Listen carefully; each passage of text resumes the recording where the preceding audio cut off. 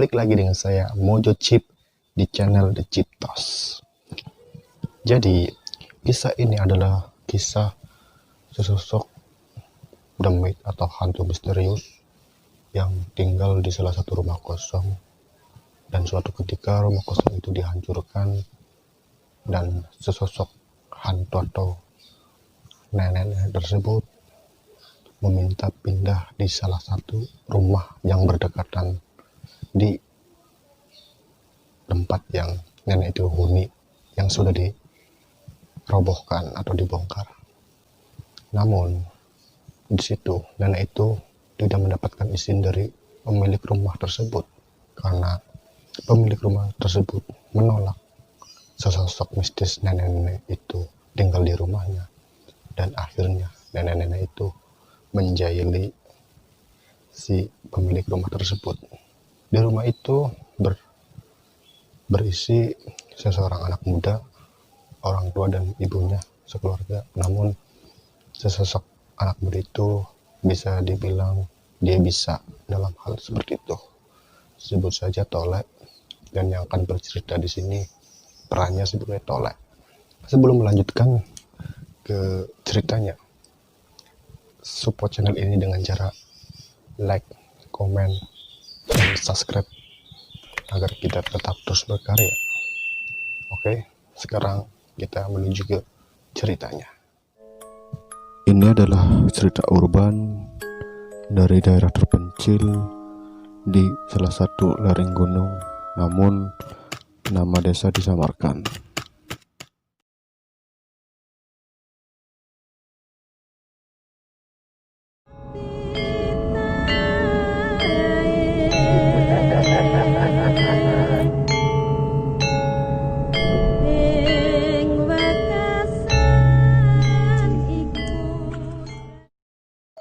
Bismillahirrahmanirrahim. Sedurunge menungso manggon ngendi paran, demit lan wengit ana suwe urip ning paran kuwi.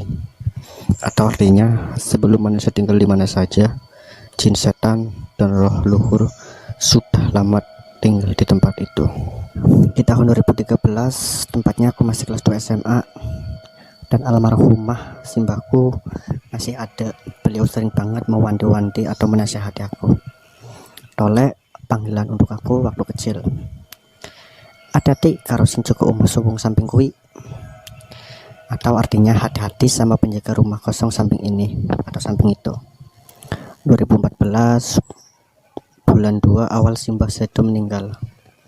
Sebelum meninggal simbah pesan sama aku, "Lek, awakmu iso melu ngaji karo Pak Likmu. Pak Likmu iso ngendalikno barang-barang semacam iku sing manggon ing omah suwung kuwi." Atau artinya, "Lek, dirimu bisa ikutlah ngaji sama pamanmu. Pamanmu bisa mengendalikan barang-barang semacam itu yang mendiami rumah kosong itu." Aku cukup paham dengan wejangan tersebut, dan aku ikut Paklik belajar ngaji. 2014 bulan 3 sampai 7 aku belajar rutin ikut ngaji dengan pamanku. Tiap aku berangkat ke rumah pamanku, orang yang bertempatan di rumah sung itu selalu ketakutan. Ini kata pamanku. 2 bulan awal, tepatnya bulan Maret Mei, masih biasa saja. Sama barang-barang liar semacam-macam, pusaka yang masih belum ada pemiliknya. Masih timbul rasa takut dan semacamnya. Ketika aku lewat jalan yang nggak ada penerangannya sama sekali, gelap banget dan sendiri. Ketika aku menginjak bulan ketiga, Mei pertengahan, aku kata mengaji di tempat pamanku. Tiap di jalan, di mana saja, dan pas sendiri, kayaknya ada selalu orang yang mengawasiku. Semenjak Mei pertengahan, saya seringkali mencium aroma-aroma parfumnya orang meninggal. Khas banget, mulai dari bau minyaknya, kapur barus, dan bunga-bunganya. Pernah sekali disuruh bapak ngarik atau nyari rumput di sekitar rumah. Kebetulan di sini kalau ada kumpulan pohon-pohon bambu atau hutan bambu, namanya barongan. Barongan tersebut terkenal mistis dan magis. Sampai sekarang masih ada juru kunci yang katanya dia memegang kendali atas kejadian-kejadian janggal di daerah rumahku. Ketika aku ngadventure atau berpetualangan mencari rumput, spontan mambu atau bau aroma bunga dan parfum orang meninggal. Dan anehnya, aku mulai berani mencari sumber dari aroma tersebut. Dan ketika sampai di sumbernya, spontan aku bilang, "Nek pengen gelem jadi koncoku, berubah wujud dadi kayu atau watu. Aku ora bakal nyarak nek pengen." Kalau artinya, kalau kamu mau jadi temanku, jadilah kayu atau batu. Aku tidak mungkin mencarahkan kamu. Selesai cari rumput, sampai rumah, kebetulan pas pamanku ada di belakang rumah. Lagi kumpul sama tetangga lain. Rumah pamanku tepat di belakang rumahku, cuma berlawan arah. Tiba-tiba pamanku memanggil, Reniosi, atau hei kesini dulu. Gih Pak Lik, jawab saya. Kemudian paman tertuju pada bakur atau karung rumput yang aku bawa. Paman merapalkan doa dan menjelaskan kenapa aku dipanggil paman. Ternyata dari tadi aku ngerasa berat karena batu yang aku bawa dari barongan tak masukin ke dalam karung. Dan pas aku dipanggil paman, beliau bilang, "Sampean ojo meneh muni ngawur nek sekitar borongan iku." Atau artinya, kamu jangan lagi bicara ngawur di sekitar borongan itu. Aku pun mengangguk. Seketika batu itu diambil. Rumput sekarang tadi beratnya normal kembali. Dari sini aku mulai percaya bahwa kita benar-benar berdampingan dengan makhluk-makhluk yang gak kelihatan mata. Setiap aku melihat rumah kosong di samping, aku seperti merasakan hal yang aneh. Rumah itu sudah lama kosong dari tahun 2005 sampai 2013. Tapi di pertengahan tahun 2013 ada satu keluarga yang ngontrak di rumah itu. Tapi setiap hari ada saja yang tindihan. Hampir semua tindihan dan bergantian setiap harinya ketindihan di rumah itu. Contohnya, hari ini sang suami, besoknya anak bungsunya, besoknya anak sulungnya, besoknya sang istri, dan terus berpura terus, selalu bergantian setiap harinya ketindihan seperti itu. Rumah itu memang benar-benar berpenghuni. Tidak lama beberapa bulan kemudian, keluarga itu memilih keluar dari rumah dengan alasan mau pindah kontrakan. Padahal Bapak pernah mendengar cerita dari salah satu anggota keluarga bahwa di dalam rumah itu ada penunggunya, yaitu sosok nenek-nenek yang dulunya penghuni pohon randu. Setiap kali aku wudhu atau buang air kecil di kamar mandi rumahku, kebetulan terpisah ya, kadang dia nampak ketawa cekikikan seakan menertawakanku. Spontan ketika ada bunyi orang ketawa, aku nengok ke arah sumber suara itu, dan yang terlihat hanya kumpulan pohon pisang berdiri. Berulang terus, tapi tidak terlalu sering aku dengar suara itu. Tapi mau dimana kata, sedikit rasa merinding pasti ada, manusiawi. Setelah kejadian tersebut, selang beberapa hari, aku sowan atau berkunjung ke tempat pamanku. Pamanku menjelaskan bahwa di rumah itu memang benar adanya nenek-nenek, tapi tidak mengganggu di tempatku atau di rumah lain. Hanya saja kadang usil dan iseng dengan orang yang lewat di depan rumah itu. Pamanku bilang, aku gak boleh cerita ke siapapun, kecuali aku benar-benar punya nyali sewaktu-waktu kalau dia menampakkan wujudnya di depanku. Pamanku bercerita bahwa rumah itu akan dirubah, akan dihancurkan, akan direnovasi kembali. Ahli waris bernama Likmin berencana merubuhkan rumah itu. Dan paman pesan, ketika rumah sulung tersebut dirubuhkan, keluargaku, aku, bapak, ibu dan semua disuruh puasa sunnah biar sosok nenek tersebut itu tidak pindah-pindah ke rumahku. Aku lanjut kuliah di kota, dan ketika semester 7 sampai 8 rumah suwung atau rumah kosong tersebut ingin dirobohkan. Ahli waris mendapatkan bagian rumah dan tanah di situ. Untuk pertama kalinya aku melihat nenek itu duduk diam sebelum rumah itu dirobohkan. Aku mulai berani cerita ke bapak dan ibu, menyuruh bapak dan ibu dan semua keluargaku yang tinggal di rumahku puasa sunnah seperti apa yang disarankan paman. Dan wajah nenek itu kelihatan marah, tapi nenek itu gak bergerak sama sekali. Dia seperti orang yang sedang merenung dan meratap, tapi mimik wajah judes campur marah. Aku peka dengan hal-hal seperti itu atau mistis. Mungkin ketika semester 1 dan 2, tepatnya setelah khatam ngaji sama pamanku, ketika hari H dirobohkan,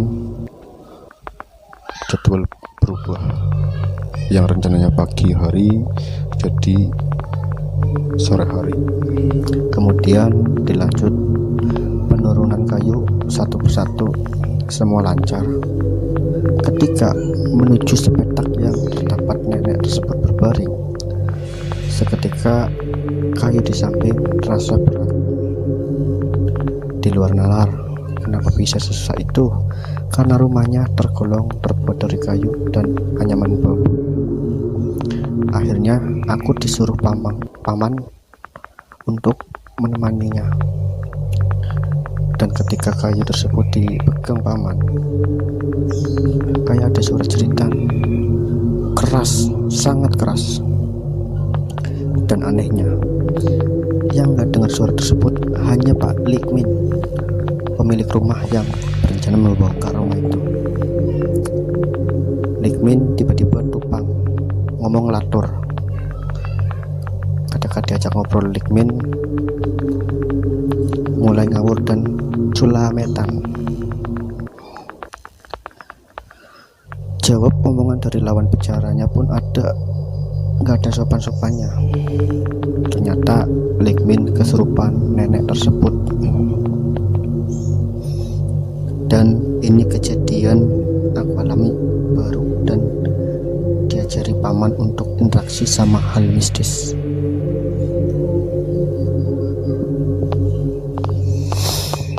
Paman pun menanyakan maksudnya apa dan maunya apa. Seketika Likmin yang sedang kesurupan ngomong, "Aku sisokna panggon ning kene. Aku wis malang kadak. Rasakno penak ora penake ning kene. Akeh demit sing pengen manggon ning kene." Yang artinya, aku sisakanlah tempat di sini. Aku udah malah kadak, bahasa Jawa kuno itu. Aku merasakan enak tidak enaknya di sini. Banyak makhluk lain yang ingin tinggal di sini. Ternyata punya usul kayu yang dipakai atap rumah itu dulu adalah kayu yang motong dari area makam nenek itu. Dan ternyata nenek tersebut merupakan salah satu masyarakat desa yang dulunya merupakan dukun sakti, kata Pak Limin saat kesurupan. Dalam waktu 8-10 menit, Likmin pun sadar, badannya lemas pucat. Kemudian dibaringkan di tempat tidur. Likmin ngomong, kalau nggak mau lanjutin pembongkaran siang ini, dilanjutkan habis asar saja. Dalam hati aku bilang bersyukur, karena jadi hari ini gak sia-sia aku puasa. Keanehan terjadi lagi ketika semua kayu-kayu di samping rumah yang sekarang dinamakan tembok samping rumah dibersihin. Tinggal pondasi kayu 4 berdiri. kayu umpat menyangga di atas, susah banget buat dirubuhkan. Digereji mesin pun gak mempan, bahkan ada yang kena getahnya karena kakek menggereji, terpental dan terluka di tangan. Gak usah digambarkan, ini sangat ngeri. Akhirnya sore pun menjelang maghrib. Paman datang lagi dan kayak lagi interaksi sama salah satu tiang dari keempat itu. Paman merapalkan bacaan sambil berinteraksi dengan salah satu tiang. Setelah hal tersebut selesai, dengan mudahnya tiang yang awalnya berat banget ditarik, dipotong seketika mudah saja. Biasa saja. Terkesan mudah, tidak seperti tadi waktu pas sebelum paman datang. Paman pun menceritakan, ternyata si nenek tadi mengganggu dengan duduk di tiang yang masih tegak berdiri. Maka dari itu, tiang itu sangat sulit dirobohkan. Singkat cerita, sore hari setelah rumah tersebut sudah dirobohkan, dibersihin dan ditata dengan baik kayaknya, dan gedek hanya membengkak. Gedek itu sama dengan membengkak. Sekarang menjadi tanah kosong. Keesokan harinya, hal aneh mulai terjadi. Siang hari, saya dan saudara saya cari angin di sekitar Parawan. Angin sembilan dan tiba-tiba ada tangga yang posisinya di depan rumah dan terpanjang. Posisi rambutnya seperti ditarik dari tengah, dan tetangga yang dikejar kayu depan tersebut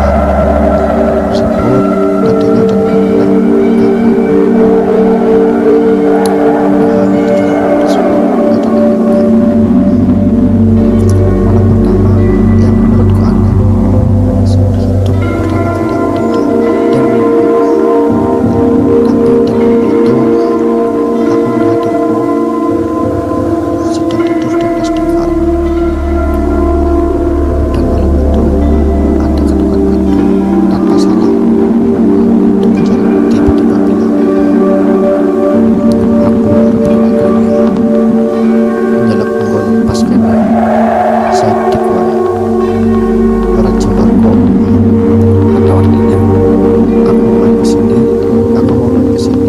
Artinya aku mau main kesini, pindah tempat sebelah sini sedikit saja, tidak lebar. Kemudian terlihat wanita cantik, manis, anggun seperti bidadari. Sandalnya manis, mampu mengikat siapa saja yang memandangnya.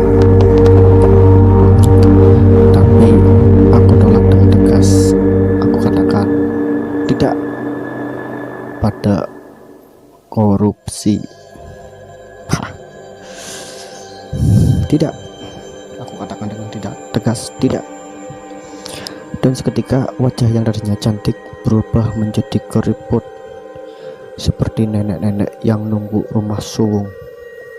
Dan beliau maksa buat tinggal di rumahku dan narik-narik tanganku. Spontan aku amalkan apa yang pernah aku pelajari selama ini, dan efeknya nenek itu gak jadi masuk. Aku ucapkan syukur, alhamdulillah ya Allah. Aku dari malam pertama kurang lebih 1 bulan 28 hari tindihan.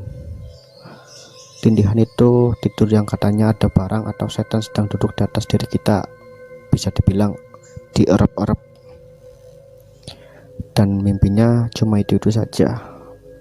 Spontan, aku capek. Nggak di kota L, nggak pas dibalik ke kota D, semuanya sama, aku tetap tindihan. Dan 1 bulan 28 hari aku sowan atau berkunjung ke rumah pamanku. Aku cerita semuanya, dan memang benar, yang datang itu penunggu rumah suwung. dan dia pengen banget tinggal di rumahku. Hari ke-1 bulan 29 hari, dia rubah wujud mirip almarhumah simbahku yang sudah meninggal.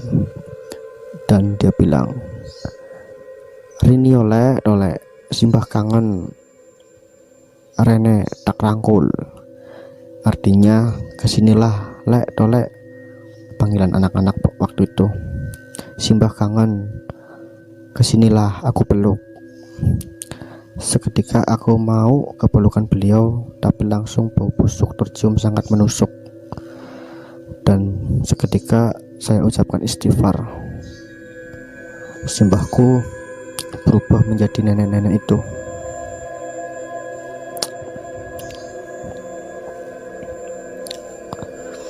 Oke, singkat cerita, kejadian itu aku rasakan sama dengan sebelumnya. Aku merasa keluar dari tubuhku dan aku bisa melihat diriku sendiri sedang tidur berbaring. Mungkin itu namanya raga sukma.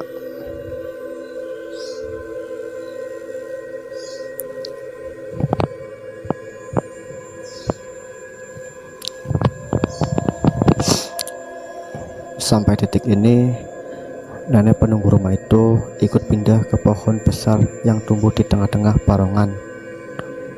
Yang angker bukan main, sudah terkenal di desa ini atau di desaku.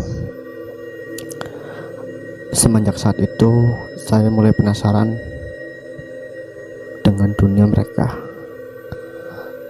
Mulai dari kejadian tak masuk nalar, ditunjukkan di titik rumah si A. Di situ terdapat makhluk yang bisa berubah wujud seperti siapa saja dan tanpa cacat sedikit pun. Aku melihat ada yang jaga di sekitar gang sebelum masuk ke arah barongan angker itu, dan aku jamin itu bukanlah manusia. Seringkali aku tindihan atau direp-rep, aku selalu bisa lihat ada orang besar lagi duduk di kakiku. Aku merasa keluar dari tubuh dan melihat hal tersebut, tapi aku nggak bisa menyentuh wujud tersebut.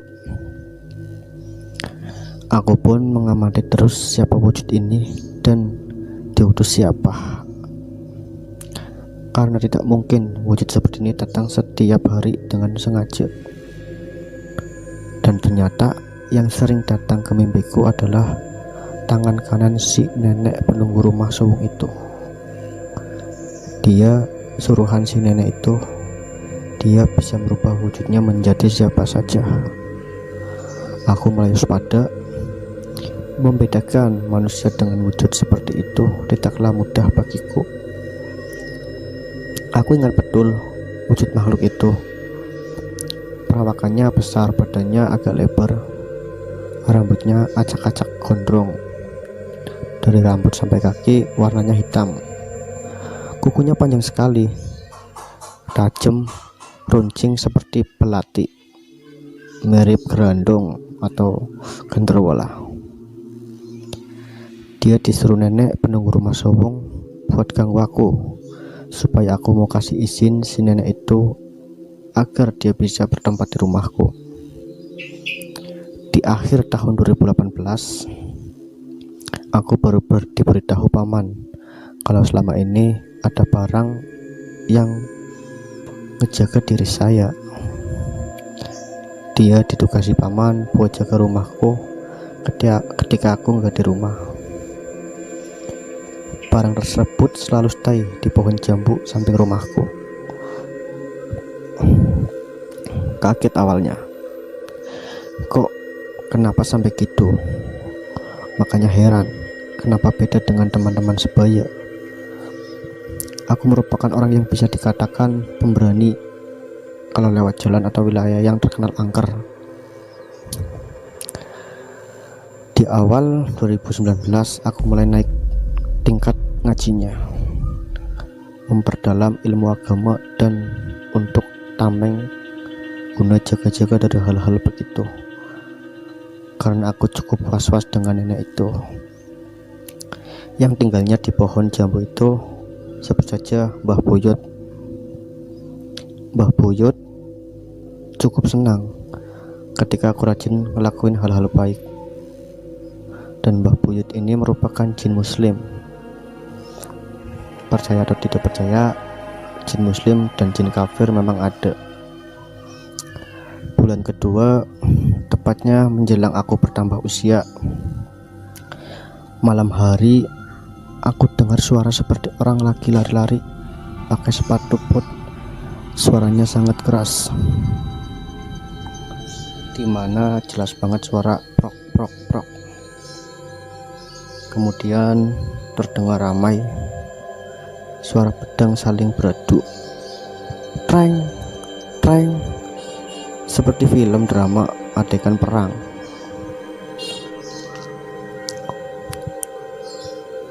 Suara ketawa melengking, hihihihi, membuat kuping serasa tak nyaman. Dalam hati gue bilang, kayak opo jane, itu apa sebenarnya? Aku pun penasaran ingin melihatnya. Anehnya pas aku intip dari lubang pintu, di luar nggak ada apa-apa. Aku pun capek, ngantuk, lihat suara nggak berhenti-berhenti, tidak ada apa-apa.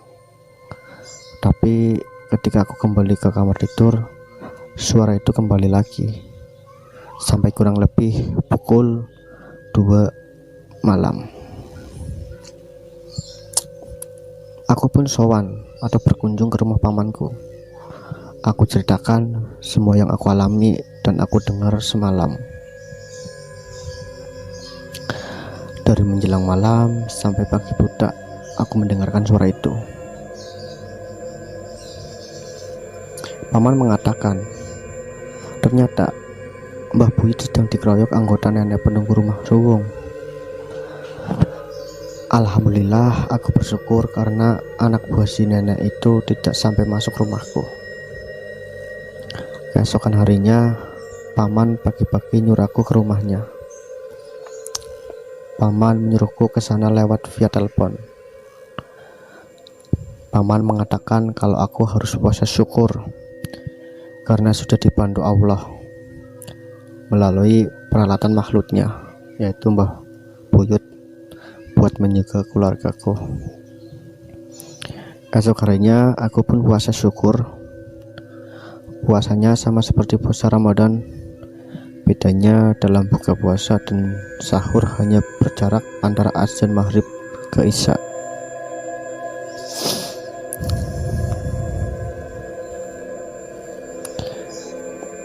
Dia puasa syukur. Yang aku kerjakan nggak boleh makan asin-asinan, amis-amisan, pedas, ayam, ikan ataupun sayur.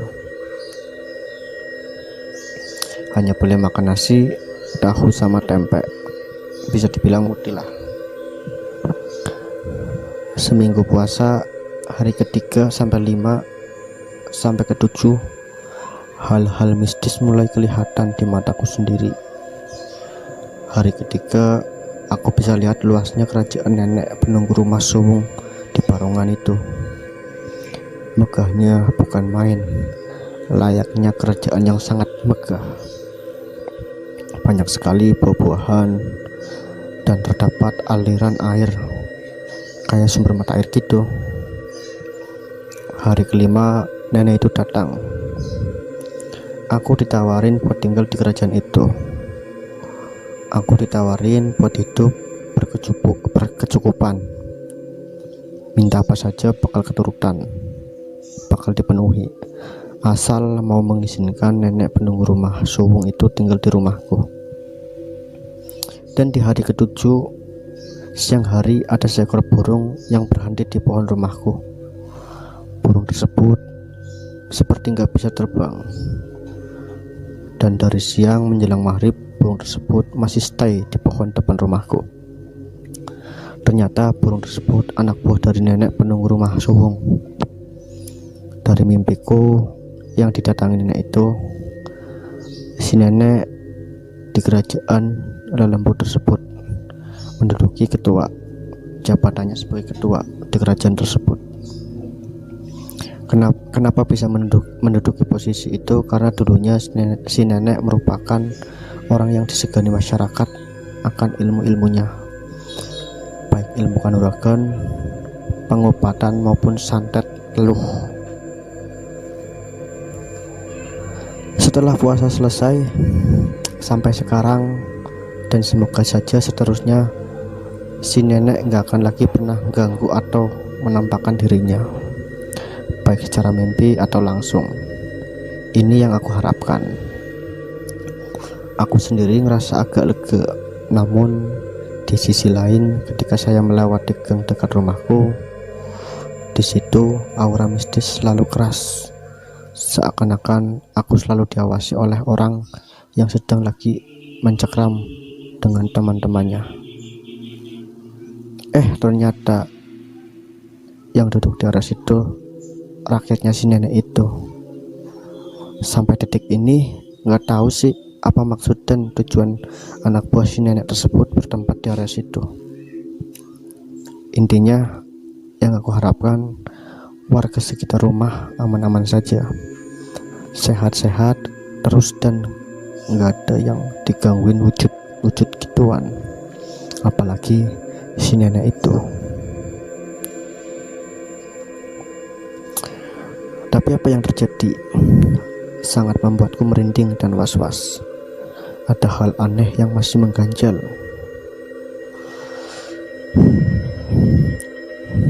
Terdengar suara ayam jago,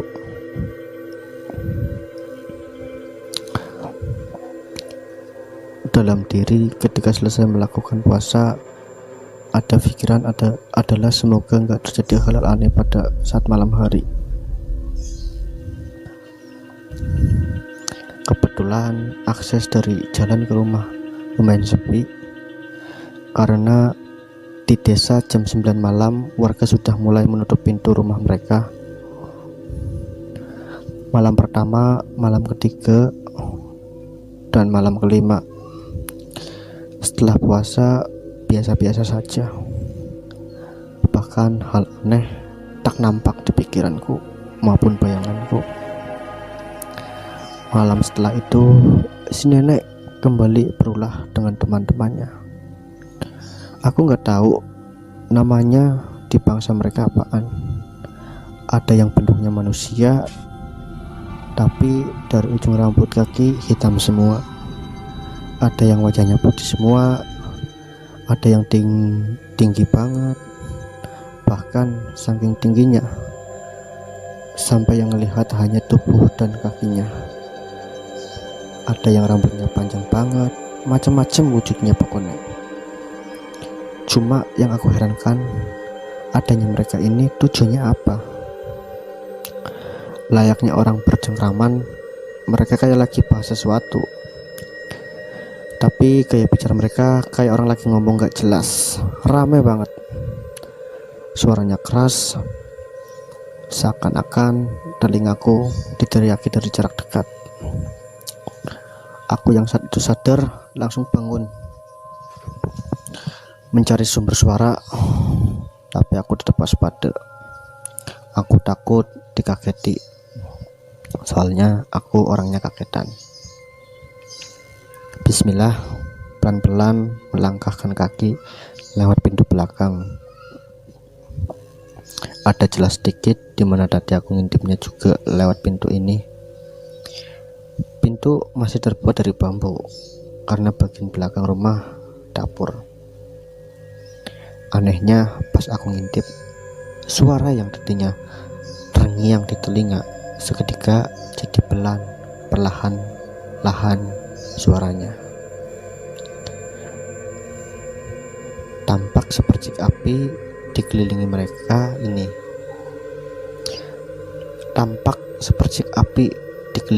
ini. Mungkin panas pati, bola api terbang, ditaruh semacam tempat dupa. Aku tadi fokus pada sepercik api tersebut. Aneh baunya, karena umumnya dupa baunya wangi, dan khas. Tapi beda. Lah ini semacam ubi dibakar yang katanya orang sini penduduk asli. Ketika kita mencium aroma tersebut, itu tandanya ada barang atau wujud setan semacamnya lah, lagi dimakan atau minta makan. Kurang lebih 10-5 menit aku ngintip-ngintip, aroma bakaran ubi semakin dekat. Kupikir mereka pindah tempat, ternyata masih saja di situ. Tempatnya di bekas rumah suwung yang sudah dirubuhkan. Sebelum tercium pekat aroma tersebut, seketika aku tutup hidung dan perlahan melangkah perlahan. Setelah melewati pintu dan hendak masuk ke kamar tidur, rasa takut mulai menyelimuti, berpikir kemana-mana. Iku engkau nek mleburane kepiye? Atau artinya itu nanti kalau masuk ke sini bagaimana? Dan pikiran lain, pikiran yang tidak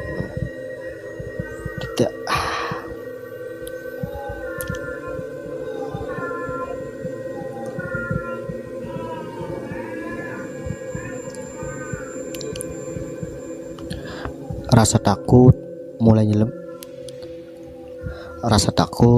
mulai menyelimuti, berpikir kemana-mana.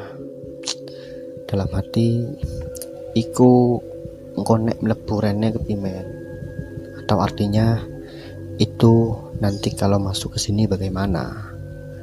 Dan pikiran lain, pikiran yang tidak mulai bermunculan dan berkecamuk di dalam otakku. Akhirnya aku baca bacaan sholawat dan teman-temannya.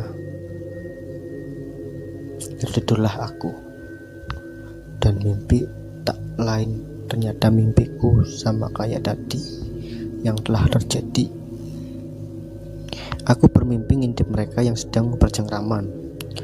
Anehnya dalam mimpi aku bisa mendekati mereka, dan mereka seakan-akan membiarkanku mengawasi mereka dari jarak dekat.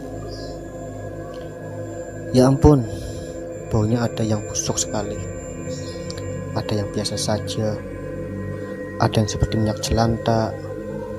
Bahkan yang tadi pas ngintip sebelum tidur ada aroma ubi goreng, sekarang aromanya busuk sekali, serasa pengen muntah. Baunya seperti bangkai. Rasanya pengen pergi, tapi aku sendiri mulai susah gerak. Mau jalan ke depan, samping, loncat, semuanya susah sekali. Aku melangkah perlahan, ingin kembali masuk ke dalam rumah. Sebelum melangkah, sempat melihat ke arah istana mereka. Ada cahaya terang, tapi cahaya tersebut bukan putih, melainkan warna emas. Dan ada semacam kumpulan batu mengarah ke arahku, tapi wujudnya emas. Aku pun coba menghindari karena takut kenapa-napa. Terdengar mulai ada ketawa cekikikan wanita tua. Seketika saya berpikir bahwa itu si nenek. Dan nyatanya memang betul. Aku bingung ketika sekelilingku yang tadinya rame cuma ada aku sendiri. Dalam hati aku membatin atau berpikiran, aku iso opo? Kok wong meneng terus ngene? Apa aku lumpuh? Apa aku disulap karo demit-demit iki? Apa aku duwe salah? Yang berartikan aku bisa apa? Kok diam terus begini? Apa aku lumpuh? Apa aku disihir mereka? Apa aku punya salah? Aku pun merapalkan doa. Alhamdulillah, setelah aku bisa menghindari kumpulan batu emas, aku perlahan bisa ngomong, bisa memanggil-manggil nama dan teriak-teriak. Tapi nihil, tak ada jawaban dari siapapun, bahkan dari pamanku pun tidak ada. Aku pun mencoba lari ke rumah pamanku, tapi gak ada jawaban. Semakin aku panggil nama pamanku, semakin dekat jarak suara si nenek denganku. Tiba-tiba dia ngomong seperti ini.